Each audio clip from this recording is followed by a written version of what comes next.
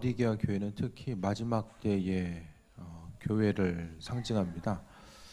이제 소아시아의 7교회는 그 현대에 있어서 여러 가지 이제 교회의 모델들을 이야기하지만 그 중에서도 특히 이제 주님 오시기 전에 정말로 이제 그 새벽이 오기 전에 동트기 전에 마지막 그 암흑의 때와 같은 그런 모습을 또 이야기하는 것이 바로 라오디게아 교회의 모습으로서 볼 수 있게 됩니다. 라오디게아 교회는 사대 교회와 더불어서 책망만 받은 교회로 알려져 있습니다.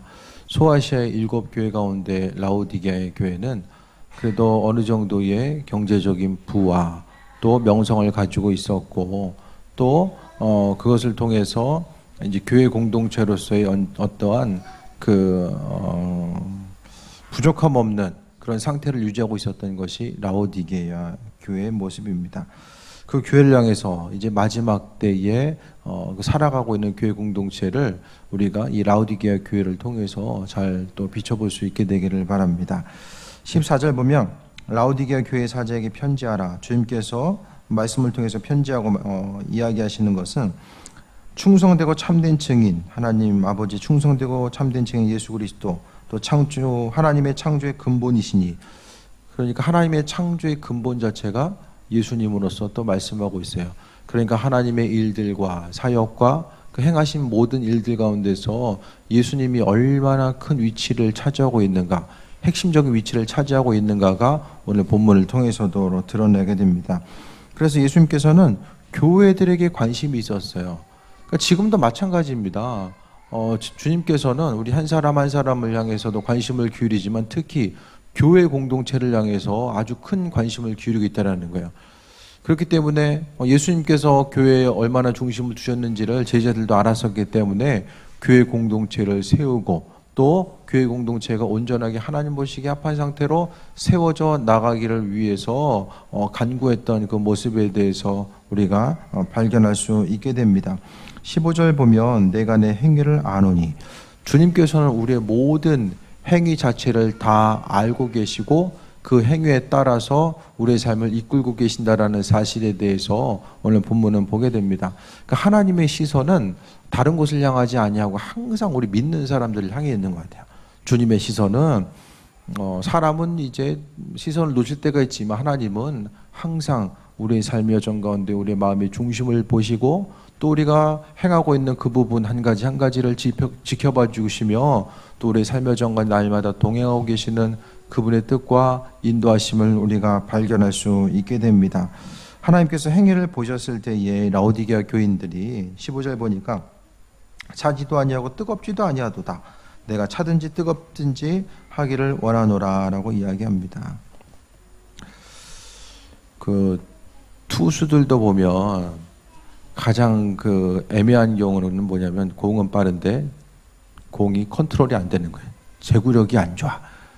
그러면은 그 감독 입장에서는 우선 기본적으로 공이 빠르니까 조금만 더 이제 시간을 주다가 정 안 되면 이제 나중에 그냥 바로 은퇴하는 거예요.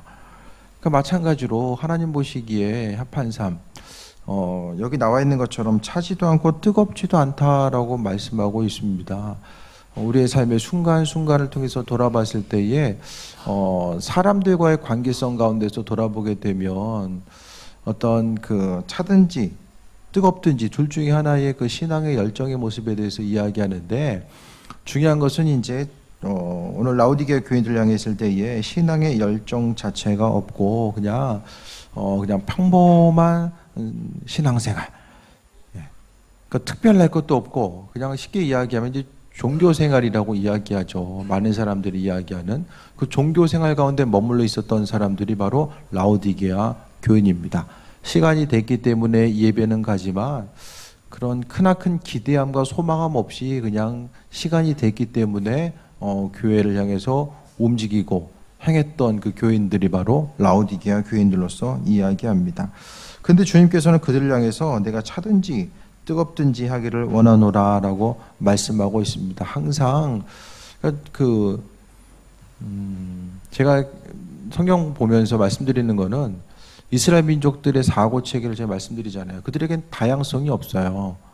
이스라엘 민족들, 그러니까 하나님 말씀을 통해 보게 되면 항상 이야기하잖아요. 왼쪽이냐, 오른쪽이냐, 뜨거운가, 찬가, 양이냐, 염소냐, 포도나무와 가지로서 붙어 있느냐, 떨어져 있느냐.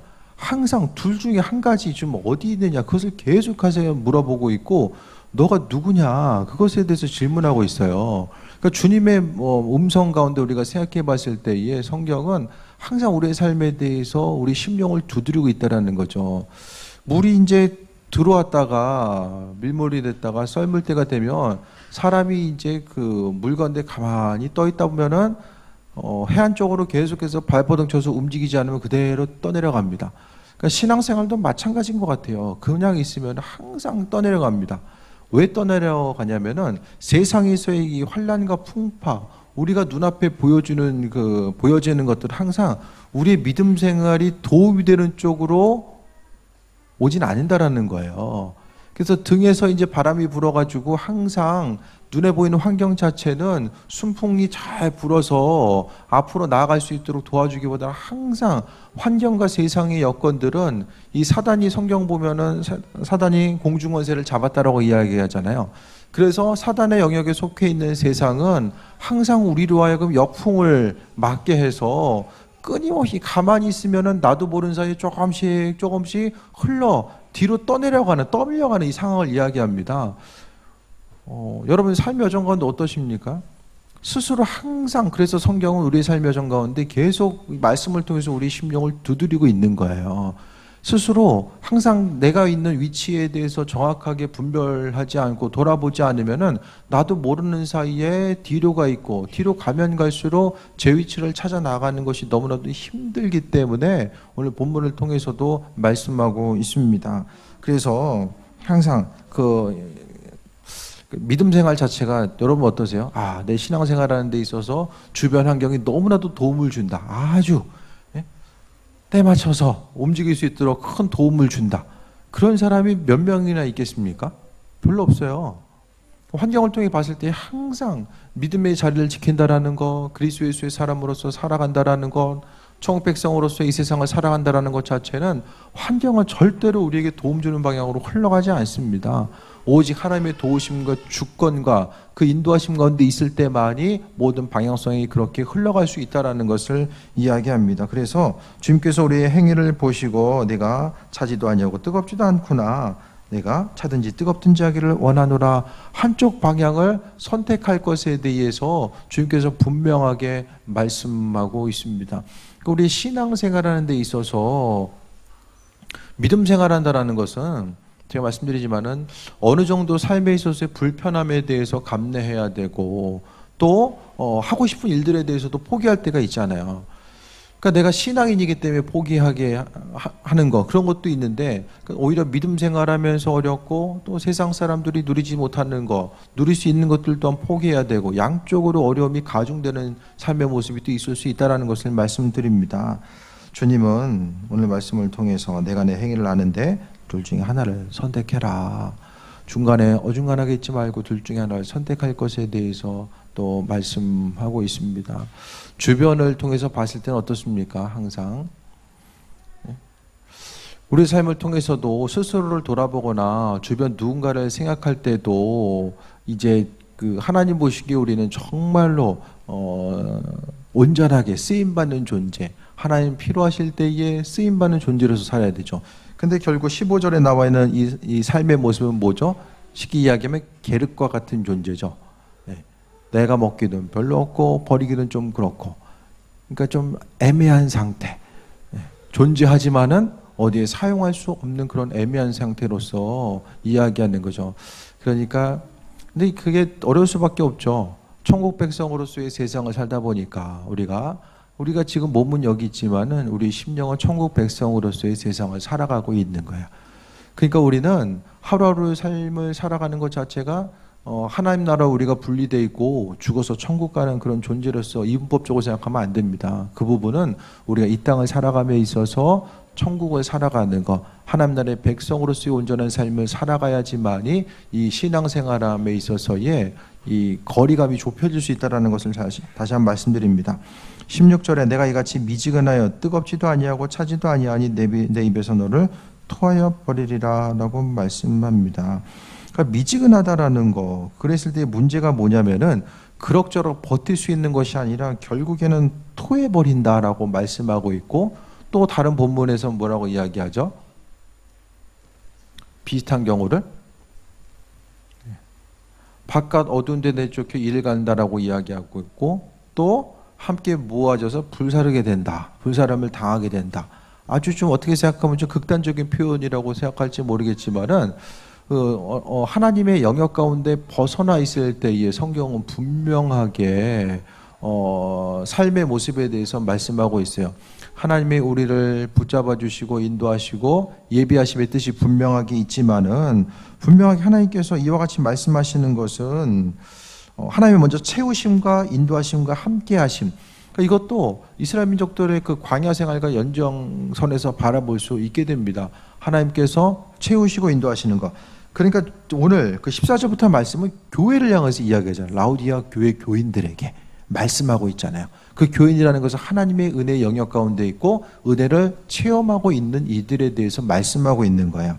그래서 하나님께서는 힘들고 어려웠을 때에 우리로 하여금 또 죄를 감당하지 못하는 그 순간에, 그러니까 우리의 수명이 한 200년, 300년 되면 더 기다리시면 모르겠지만 삶에 있어서의 쓰임받을 수 있는 순간이 분명하게 있잖아요. 근데 하나님께서는 분명하게 말씀하시고 입에서 너를 토해버리리라 라고 말씀합니다. 이 라오디아 교인들이 이 서신을 받고 어떻게 생각했을까요? 예를 들어서 이거 주님께서 광염교회 주는 편지 돼가지고 이 편지 딱 받아봐요. 그 마음이 좀 어떨까요? 이 수신자들이 지금 말세를 살아가고 있는 이 교인들이거든요. 이 주님의 메시지는 이 시대를 살아가고 있는 라오디게아 교회들 같이 신앙생활하고 있는 이들에게 해당하는 거죠. 그런 부분에 대해서 다시 한번 돌아봐야 됩니다. 17절에 내가 말하길 나는 부자라 부유하다 하여 부족한 것이 없다 하나 내 곤고한 것과 가련한 것과 가난한 것과 눈먼 것과 벌거벗은 것을 알지 못하는도다. 인간적인 관점에서 봤을 때에 라오디게아 교인들은 절대로 가난한 사람들이 아니었어요. 부유한 자로서 지금 이야기하죠. 17절에 보니까. 그런데 오늘 라오디게아 교인들은 스스로에 있어서의 인생의 만족감 또 평안함 자체를 다른 어떤 기준이 아니라 눈에 보이는 환경을 통해 봤어요. 환경이 좋으니까 그들은 내 인생 가운데 전혀 문제가 없다라고 생각을 했습니다. 그러니까 하나님의 시선과 관점, 그 말씀을 통해서 자신들을 바라본 것이 아니라 눈에 보이는 환경에 근거해서 생각한 거예요.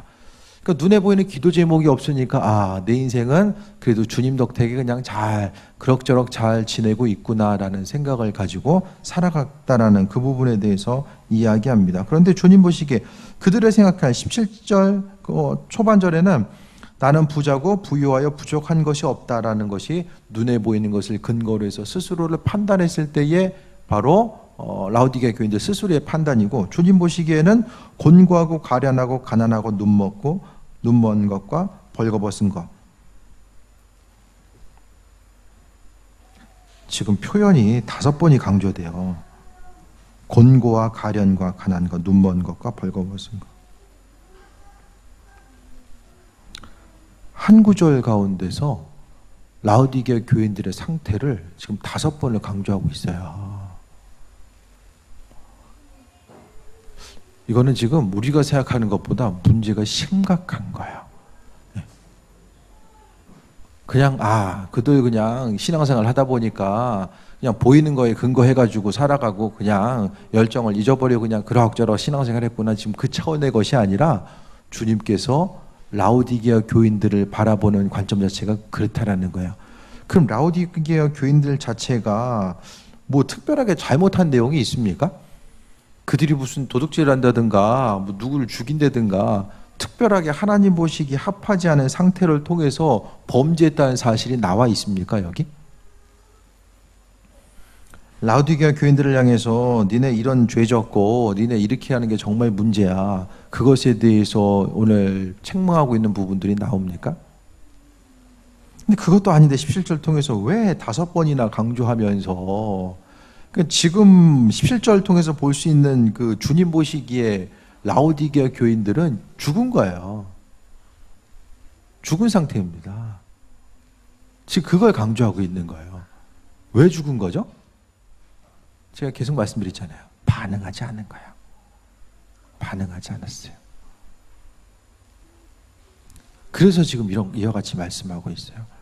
왜 반응하지 않았냐면 눈에 보이는 환경과 문제 가운데 별로 어려운 것들, 거기서 기도 제목을 발견하지 못했기 때문에 그들은 스스로의 삶에 있어서의 그런 하나님과의 관계성 가운데 내 인생 가운데 이런 것이 문제다라는 생각을 전혀 할 수가 없었던 거예요. 그러니까 믿음의 여정 가운데 항상 우리가 말씀 보고 기도하는 것도 다 마찬가지로 하나님의 시선을 통해서 나 자신을 바라보기 위해서잖아요. 우리는 스스로의 관점을 통해 보게 되면 사람은 다 연약하기 때문에 인간적인 성공과 그런 안전함과 평안함에 대해서 추구하지 영적인 것에 먼저 마음 두기가 어렵습니다. 그렇게 하다 보니까 스스로를 판단하는 것도 우리가 내 인생에 있어서 하나님과의 관계성 가운데 축복의 요소도 다 이 구약시대의 인과응보사상처럼 우리가 물질적으로 평안하고 잘 되면 하나님 내게 축복하시고 내 인생 문제가 없구나.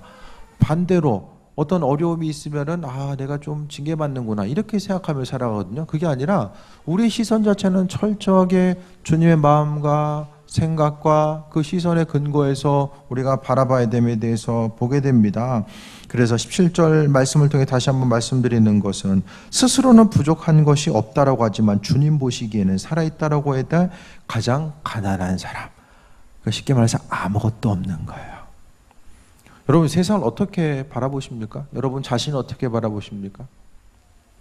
여기 나와 있는 라오디게아 교인들처럼 스스로를 바라보십니까? 주님께서 우리의 삶의 여정 가운데 하나님 이런 사람이 부유한 자야, 이런 사람이 가난한 자야라고 이야기하는데 부유함과 가난함의 이런 기준 자체를 믿지 않는 사람들과 동일하게 혹시 가지고 있지 않은가를 좀 바라보시길 바랍니다. 하나님 보시기에는 부유함의 증거가 무엇인가를 생각해 봐야 됩니다. 그래서 18절에 내가 너를 권하노니 내게서 불로 연단한 금을 사서 부유하게 하고 흰옷을 사서 벌거벗은 수치를 보이지 않게 하고 안약을 사서 눈에 발라 보게 하라. 그래도 하나님은 라오디게아 교인들 그러니까 금을 사고 흰옷을 사고 안약을 산다. 이것은 죽어있는 라오디게아 교인들을 깨우기 위해서 주님께서 힘쓰고 있는 모습 자체를 말씀하고 있어요. 우리가 죄진 것 때문에 하나님께서 우리를 버리지 아니하시고 그래도 하나님께서 우리에게 기회를 주시며 어떻게 해서라도 흔들어 깨우기 위해서 힘쓰시는 모습을 또 성경 가운데 볼 수 있게 돼요.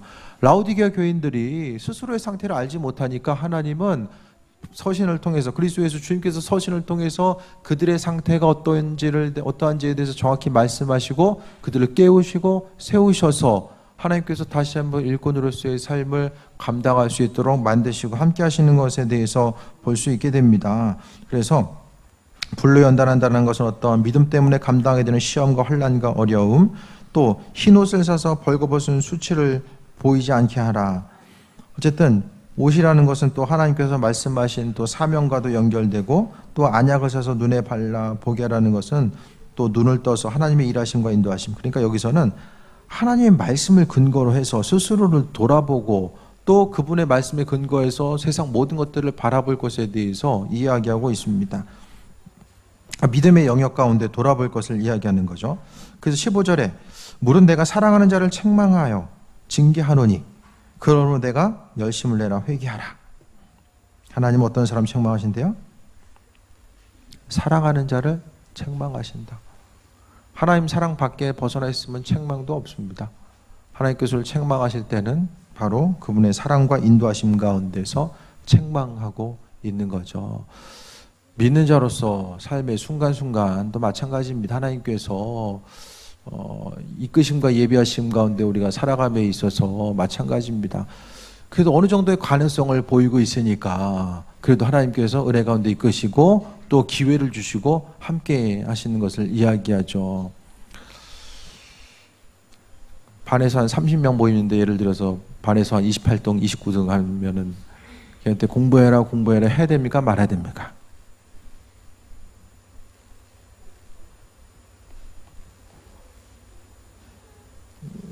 계속 공부시켜야 됩니까? 그냥 인생 기쁘게 살 수 있도록 도와주는 게 최선의 역할이에요. 그냥 알아서 하겠죠. 필요 느끼면은. 그래서 반에서 5등하고 공부 안 하고 있으면 좀 하라고 얘기도 좀 하게 되잖아요. 그래도 뭐 비슷한 예가 될지 모르겠지만은 주님께서 말씀을 통해 주시는 것도 그래도 가능성이 있기 때문에 라오디게아 교인들을 향해서 처방을 해주시고 또 그들을 오늘 본문을 통해서 깨우고 있는데 19절 통해서는 두 가지를 얘기합니다. 열심을 내고 회개하라고 합니다.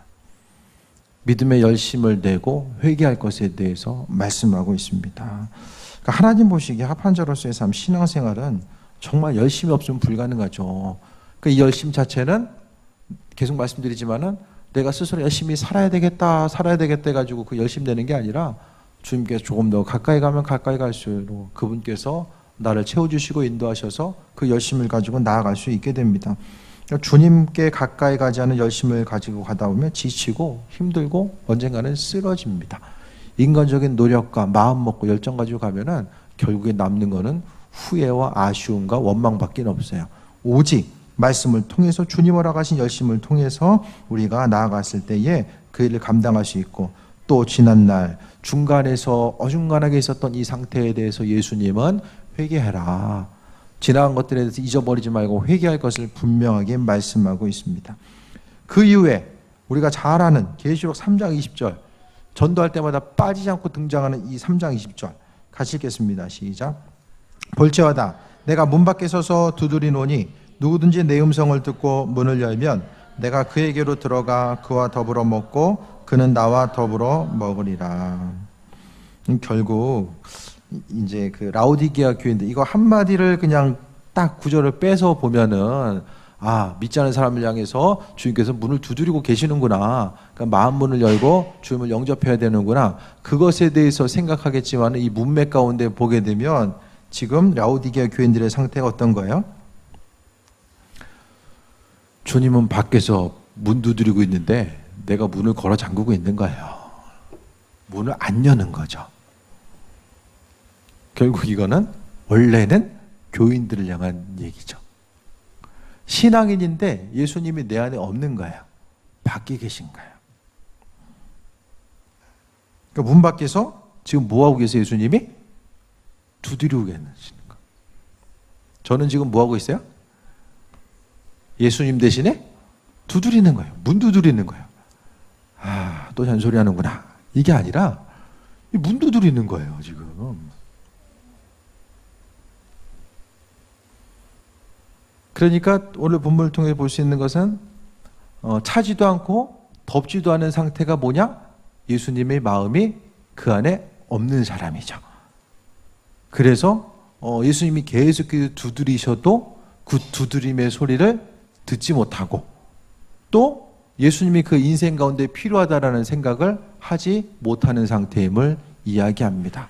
그러니까 주님은 계속해서 문 밖에서 두드리고 계세요. 그래서 문을 열면 내가 그에게로 들어가 그와 더불어 먹고 그는 나와 더불어 먹으리라.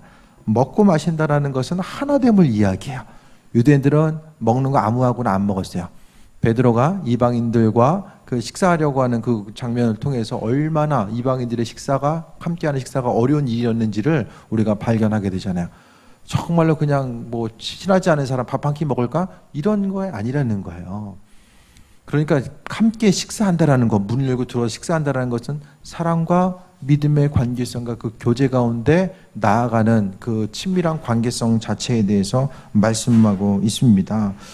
그러니까 믿는 자로서 항상 우리는 차라리 이 신앙생활 자체가 그냥 1, 2년 반짝 열심히 하고 그냥 만면은 모르겠지만 그게 아니잖아요. 우리 신앙생활 자체는 주님 오실 날까지 그때까지 계속해서 믿음의 열정을 가지고 달려가야 돼요. 언제 끝날지 모르는 믿음의 여정. 그 무슨 일이든지 마찬가지로 끝날 때가 있다라고 생각하면 그 끝날 시기를 맞춰서 그래도 어느 정도 힘을 내서 갈 수 있는데 언제 끝날지 모르니까 마음속에 있는 그 믿음의 열정을 끝까지 유지하면서 달려가기가 너무나도 힘들다는 거예요. 하지만 주님께서는 끊임없이 문을 두드리고 계신 거, 왜 두드리고 계시냐? 그 믿음의 여정 가운데 승리할 수 있도록 우리의 마음을 계속해서 두드리고 계시는데 너무나도 이 세상 원리와 이치 가운데 세상 일로 분주하다 보면 세상 소리에 귀를 기울이다 보면은 주님의 마음을 두드리는 소리를 들을 수가 없다라는 것입니다. 그러니까 결국 심령의 마음문 가운데 심령이 무뎌지는 거죠. 하나님 말씀 가운데 계속해서 무뎌져요. 전에는 주님께서 말씀하시면은 어떻게 하면 순종할 수 있을까 생각하고 또 오늘 하루의 삶을 통해서 내게 어떻게 말씀하실까 이런 걸 생각했다라면은 너무나도 바쁘게 분주하게 살다 보면은 그런 것들을 잊어버리면서 산다라는 거예요. 잠을 잘 때는 어떠십니까, 여러분?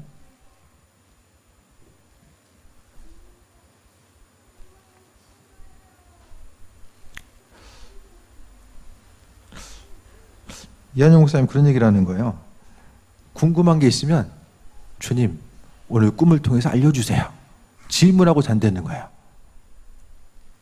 그럼 하나님께서 꿈을 통해서 주시는 것을 발견하는 거예요. 잠을 잘 때. 그 기대함이죠, 그게. 그러니까 초반에는 그게 좀 어려울지 모르지만 계속해서 하나님을 향해서 이 믿음의 통로, 하나님과 교제하고자 하는 이 통로를 계속해서 열고 가면 주님이 그 통로를 통해서 그분의 뜻을 인도하시고 함께 하시는 거죠. 신방을 가더라도 주님, 그 과정에 필요한 것들 좀 주세요. 이 꿈을 통해서 계속해서 받는 것. 여러분의 과정 가운데 마찬가지죠. 그 통로가 다양하게 어떤 게 될지는 모르겠지만은 주님께서는 감당할 수 있도록 계속해서 허락하신다는 거예요. 그러니까 영적인 민감한 기도를 하더라도 주님께서 충만하게 채워주심, 또 내 안에 계신 그분의 음성에 귀를 기울이고 기대함과 소망함을 가지고 그 성령의 이끄심 따라서 내가 더욱더 민감하게 반응하고 그분을 바라보면서 기도하는가, 아니면 때를 따라 습관을 따라서 기도하는가, 이건 달라질 수밖에 없다라는 거죠. 그러니까 믿음 생활한다라는 것은 생명력과 영향력 자체, 그 살아있음에 대해서 또 말씀하고 있습니다. 21절 봅니다.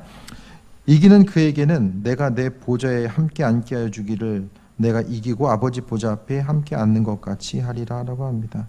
이기는 자, 어떤 사람이죠? 어중간하게 있지 않는 사람.